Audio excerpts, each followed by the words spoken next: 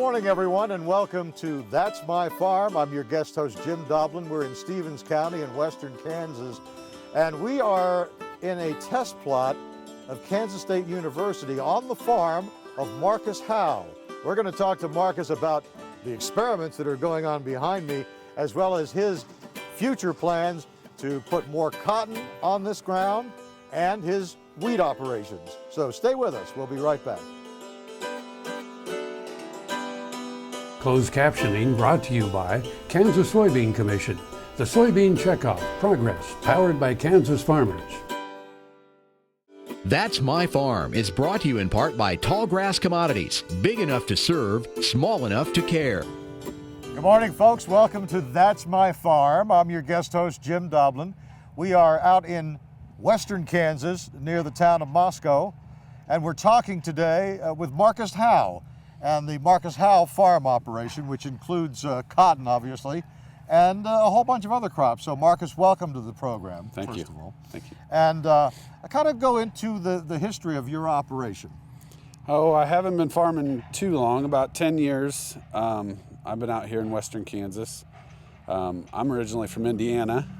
Met my wife at Kansas State, and her family, fourth generation farm, and just we're looking for somebody to come out and work on the farm, and she asked me if I was interested, and I said yes. So Did you have any farming experience before that? No, not really. I actually have a degree in mechanical engineering from Well, that Kansas could come State. in handy, so, you know, around Yeah. some of these machines, especially. Yes, because exactly. They do break down occasionally. Oh, a lot. Yeah, a lot. exactly. So. And I imagine you probably had to fabricate a few things. Yes, yeah, all the time. Most farmers do. Yeah, So. exactly. So tell me more about the operation you have. You're big into cotton, but you also have other crops. So Yeah, this year we were pretty heavy on the corn side. We've had some struggles with the drought on the last few years, and we've had some herbicide damage on our cotton, so kind of went heavier to the corn side. I have some milo this year, a little bit of wheat. I don't really do a lot of wheat, some dryland wheat, but we're trying to work towards cotton with the limited irrigation we have out here. We're kind of getting short on water, and cotton's it uses less water than the corn. It's more water savvy. Yeah. You know, it's a better crop in that respect. And there is no end game for getting more water out here in the near future, in the near term at least. So, it's never going to get better than it is today. So That's right. So you're going to basically kind of shift over to more of the cotton operation. yeah, and not totally cotton. It's just going to be irrigation dependent crops. I mean, we'll still have room for corn. We do have some better wells that we can raise corn on, but the limited irrigation stuff will kind of shift towards cotton and maybe even a little sorghum, milo. But yeah, we're trying to shift towards cotton. I think it's a little better crop. You get a little more out of what you put in it. You mentioned herbicide issues with some of the cotton, but that might change in the near future because of a new strain of cotton.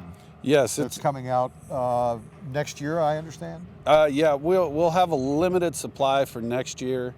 It looks like maybe 2017's the year that we're looking toward, kind of the light at the end of the tunnel. We're supposed to get some 2,4-D resistant cotton. It wasn't bred for our situation. It was more for herbicide resistant weeds, but it kind of fits our situation really well up here, where we have a little issue with the herbicide drift, but yeah, we're looking forward to that. Yeah, so. That's good, and that way you can make better use of the land, and that's the whole thing about farming. You want to get the most out of what you got, and make the best of what you have. So. All right, Marcus Howe, stay with us. Don't go away. You folks don't go away. We'll be right back after these words from our sponsors. Kansas Farm Bureau, the voice of agriculture, represents grassroots agriculture. The state's largest and most powerful farm organization stands up for its members through leadership development, agriculture education, legal defense, environmental advocacy, farm safety, and risk management. Members also enjoy money-saving benefits. To join our organization today or to learn more, go to www.kfb.org or find us on Facebook and Twitter.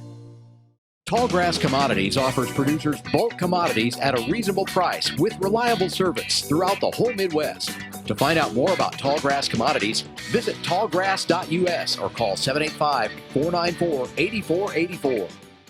Valley Vet Supply is devoted to providing information and professional quality products at reasonable prices. Valley Vet Supply. That's My Farm is brought to you in part by Tallgrass Commodities. Big enough to serve, small enough to care. Hi, welcome once again to That's My Farm. I'm your guest host, Jim Doblin, with Marcus Howe in Stevens County, Kansas, western Kansas, cotton country. And Marcus has been at this for about 10 years now. And what's the cotton crop looking like, first of all, for this year? It's really good. It's coming in way better than we expected. We got in real late. The drought finally kind of slowed down this year, and we had a really wet May. We weren't able to get the crop in very early, and got it in June, and just really didn't expect a whole lot, but it's really doing quite well. I'm going to be probably averaging about 1,200 pounds this year on my irrigated, which is pretty good for out here. And then my dry land will probably be 500 to 700 pounds, which I didn't even think I'd have a dry land crop, after the last few years. So what does that equate to? About 2.5 bales per acre or something like that? Yeah, a bale we call 500 pounds is a bale. A bale. So 1,500 pounds would be an excellent crop. Where does your cotton go? I mean, I know it goes to the gin, not far away, but after the gin, what's it used for? Most of ours is lower quality. It's more denim quality cotton. A lot of it goes into blue jeans and stuff like that. But so this jacket, could be, denim jackets. Field, yeah. They actually had some interesting stuff a while back where you could trace the bale of cotton to the actual pair of jeans. Is that One right? company was trying to do that. I don't know if they ever got that done, but it was kind of interesting to see. And they also use the seed for feed. Yeah, correct? Cattle. Our cattle on our farm really enjoy eating it. They really like it. It's high in protein. Dairies use it a lot to boost the milk fat. And they're actually working on a new gene in the seed production to make it edible for fish. So that'll be helping the fish production in the world. So Fish food. Yeah, exactly. Yeah, because they can't eat it now. It's got a toxin in it that they can't digest. Right. So you've got your harvest behind you, the strippers and the collectors and the bowl buckets. How long do you think you're going to be out here? When are you going to wrap this up? It's supposed to get some rain tomorrow, so Wow. hopefully by Christmas. That's what my hope is. But we should hopefully by the end of next week we'd be done if we don't get a big rain. Do you usually plant? When do you start planting? And when does the crop come out? Kind of go through the cycle of that a little bit. Usually around the first week of May is when we like to try to get our crop in, and then usually about August, September, we start thinking about stopping the crop because it's a perennial. It'll keep growing if you don't kill it. So we have to spray it, and then usually about October we start. Usually about Halloween is when we get started on cotton harvest every year. So And sometimes you take it through December or even longer. yeah, last year we had a few fields that we stripped in February. So it's weather dependent. Let's hope you have better luck this year. I hope so. Okay. I hope so. All right. Folks, stay with us. We'll be right back after these words from our sponsors. Soil is the life of a farm, and for 25 years, SureCrop Liquid Crop Nutrition has helped growers produce abundant quality crops while preserving and improving the soils they steward. SureCrop offers complete soil and plant analysis with cropping recommendations, delivery direct to your on-farm storage, and quality crop nutrition custom blended for your field. Choose SureCrop for the assurance of excellence for your soil. Call today or visit their website for more information. The Kansas Wheat Innovation Center in Manhattan is rediscovering ways to get improved varieties and new genetics in the hands of farmers faster. Grower-led and checkoff-funded research initiatives are bringing about positive change. This grassroots leadership provides a strong voice in Topeka and Washington, D.C. Now is the time to partner with Kansas Wheat in moving wheat forward. Kansas Wheat Commission and Kansas Association of Wheat Growers. Farmers investing in their future and yours. Log on to rediscoverwheat.org. That's My Farm is brought to you in part by Tallgrass Commodities. Big enough to serve, small enough to care. Welcome back, folks, to That's My Farm. I'm your guest host, Jim Doblin. We're in western Kansas, near Moscow, with Marcus Howe on his farm. And part of Marcus's farm is actually a test plot for Kansas State University. Yes. Marcus, explain what we have here. Oh, about 5 years ago, we were approached by Kansas State, and they wanted to do an irrigation study, and me and another grower and the gin manager sat down and discussed what we'd want. And this is an irrigation test plot. It kind of simulates having limited irrigation that you want to spread between two crops, and these two crops being corn and cotton. And we know which takes up the more water.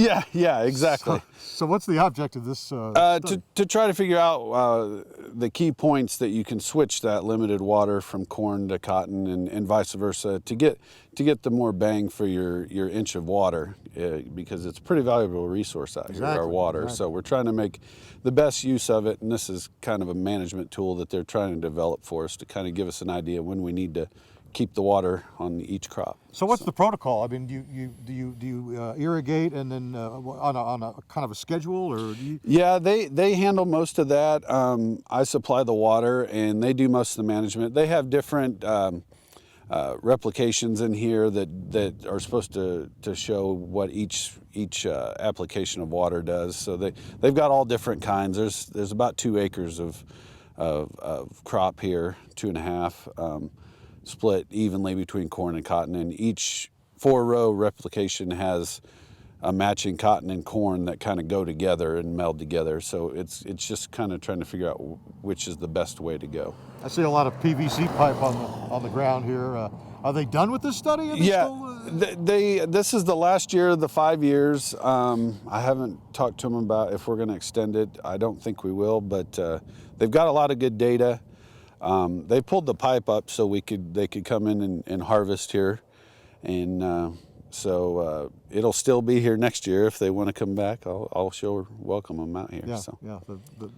The ground is here and the stuff's here. So also you have some fertilizer-resistant cotton that is growing. Yeah, well. herbicide. Herbicide. Herbicide. Yes, cotton, herbicide resistant. Which is going to be key and crucial to your crop in the future. Yeah, Kansas State has brought some enlist cotton out here. I don't know a lot about it because it's kind of in development right now on there, and it's more of a trial to see which genes would work the best here. So, but I was happy to give the land. I'm excited about that technology, and we also have an entomology study here at this plot, at this location. What are you studying here, the thrips by any chance? Well, they're trying to study beneficial insects and to try to keep it, to figure out when to spray, when to not spray, different thresholds is the way it was explained to me. So it's kind of exciting. It's fun to be part of this stuff with the researchers and kind of be on the front line, and they're real good people to work with, so I enjoy it. Well, I mean, it looks like hopefully you'll get some good data out of it and be able to use it. Yeah, we've already got some good data that's kind of shown that there are certain points that are beneficial to move that water over and put it on the crop, even though you don't think so. So the data's there, so it's nice. Excellent. All right, Marcus, thanks for that explanation. And stay with us, folks, because we're going to be going across the street and talk about another variety of corn and wheat when we come back.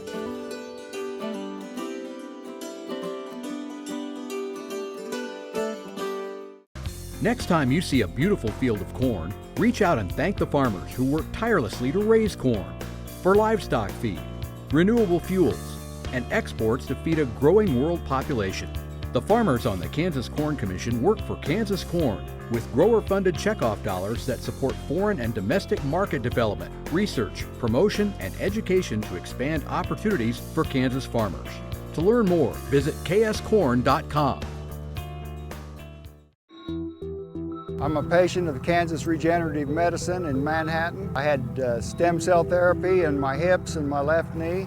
My wife and I both are patients. We went down there the same day in November. Since then, my hips are feeling a lot better. I can work now most of the day if I want to. And before, if I worked in the morning, I was done in the afternoon, or if I worked in the afternoon, I was sure enough done for the rest of the day. That's My Farm is brought to you in part by Tallgrass Commodities, big enough to serve, small enough to care. Welcome back, folks, to Stevens County, Kansas, in western Kansas. I'm your guest host, Jim Doblin, and we have Marcus Howe with us on the Howe family farm. And in this segment, we're going to talk about a particular brand of corn that Marcus has been cultivating this year at least, and kind of explain what's in the background. Yeah, I tried some Inogen corn this year. It's ethanol. It's for ethanol production. It's they offer a premium for it. It has an enzyme that helps break down the starches in the corn, which helps produce the ethanol. Just first year for me, I had it here. Really liked it. It's kind of neat having a different practice out here, have a different corn variety that we can manage and be a part of something else new and kind of on the cutting edge. It was interesting this year. So you take this corn just to the ethanol plant? Yeah, right? We actually we can take it directly to the ethanol plant. That's one of the ways to do it. I deal with a broker that does that for me. I take it to them, and then they take it to the ethanol plant. But it does go directly to the ethanol plant. Gotcha. So it really, that's the only use for this corn. Well, or is there more? I've heard that they're doing research on cattle to use it in cattle, but it is mostly used in ethanol right now. I think completely used in ethanol production. Right. So as far as water consumption goes, does this corn basically suck up the same kind of water? There's really not a lot of difference. The parent varieties are just conventional corn. They inserted a gene, is the way I understand it. It's kind of a simple explanation for a simple guy like me, but that's kind of what they did, and so it's not much different than a traditional corn variety. It just has an enzyme in it that it expresses that helps it in the production of ethanol. So you can really tell the difference between that. No, physically it's physically it looks just like number 2 yellow corn. It's the same same deal. So they're working on some stuff to make it purple though, which I think is kind of neat for us K-Staters. So set it apart. Yeah. Yes, of course. So lest we forget. Yeah, exactly. And you also now, right next to the corn, you've got your winter wheat planted, and it's looking pretty good. And you've had some rain, so that's helped. Yeah, this year we're set up for a pretty good wheat crop. I don't plant a lot of wheat on my farm. Most of it's for cover on mine. I mean, I will harvest it, but I like to keep the cover on the ground for those dry days when the wind starts blowing out here. So but yeah, you can't be a farmer in Kansas without wheat, can you? Nope. So not really. Not really. We wouldn't be known as the wheat state anymore. Exactly. Right. So. But right now you've got a variety of things going on, and as you said, cotton is going to be coming to the fore more and more. So, yeah, I'm excited about cotton in the future.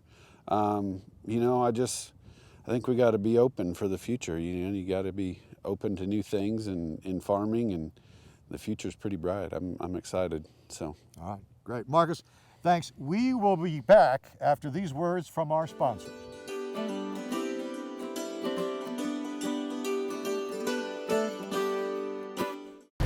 Buying a car shouldn't be this hard.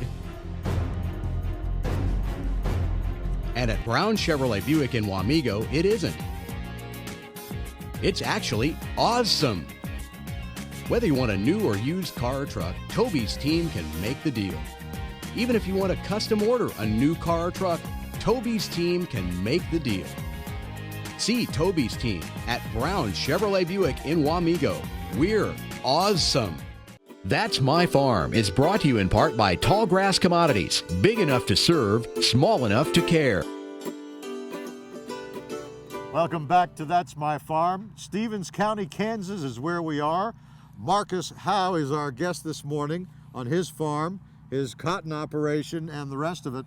Marcus, in this final segment, we want to kind of talk about, you've been in the business for 10 years, so you've got a long way to go. Yeah. And Hopefully. Exactly. And hopefully one of the family members, one of the kids will be interested in this one of these days, although kind of too early to tell right now. Yeah, that's kind of how farming works. We're training the younger ones always to come up and take over someday. That's kind of how it works. So they do like to ride on the machine. So oh yeah, they all like to come out and see Dad when he's busy, and my son's really into tractors and stuff. That's all he talks about. Everything's green, and all he talks about is how the combine or the tractor runs. So. Right. So hopefully there's a generational passage there. I think so. Okay. Talk about your operation currently. Where you see yourself in the next five or so years, as far as this operation goes. A little more of the same. Leaning more towards cotton acres. There's a lot of exciting stuff coming down the pipe in the cotton industry, with new harvesting equipment and new technologies and seed and stuff. I think there's a lot of room to grow in there. We have some exciting stuff coming in the corn markets and stuff too. New, with the Inogen corn and new drought tolerant corn that's supposed to be coming out. It's kind of an exciting time to be a young farmer. There's a lot of stuff coming up. That's what excites me about farming is in the future is just seeing what we can do different to make things better. So the possibilities are endless. Yeah, exactly. It's as far as your imagination can take you. So you were talking about some of the evolution in the cotton industry. Kansas is not, when you think of Kansas, you think of wheat. Yeah. But out here, cotton is pretty prevalent. We're trying to get it there. It's You're really never going to get rid of yeah, the wheat. But yeah. No, it's.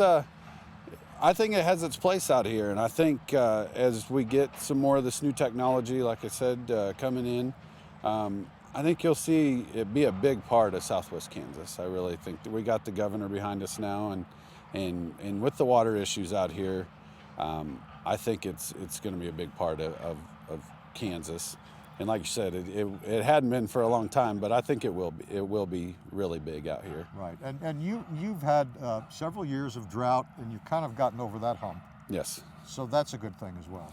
Yeah, we still got a little catching up to do, but this year's been pretty wet. I mean, it kind of feels like it's over. I hope it is. I can get used to wet weather. It's a lot easier to deal with wet weather than dry weather. So, right. But I think we're finally over that hump. I hope. Right, and you still have some. You've got your corn, you got some milo, and some cattle, and but more of the focus on cotton in the future going forward. Yeah, that's where I'm kind of leaning. I do have some corn acres planned for next year, but it'll be a lot of rotation. I think rotation's really important in farming now. You're seeing it with weed resistance and stuff. The rotation's pretty important. So I won't be all cotton, but I won't be all corn or sorghum or wheat. They all have their place on my farm. So good deal. Marcus Howe, out here in western Kansas. Thank you for joining us, by the way. Thank you. Good stuff. Folks, stay tuned. We'll be back next week with another edition of That's My Farm. See you then.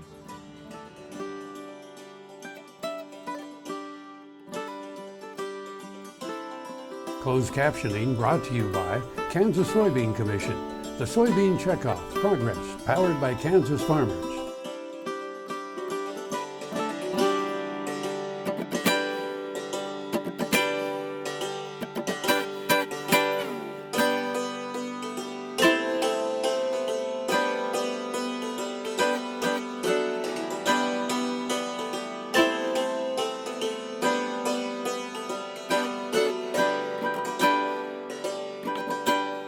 Watch Ag AM in Kansas online at agaminkansas.com.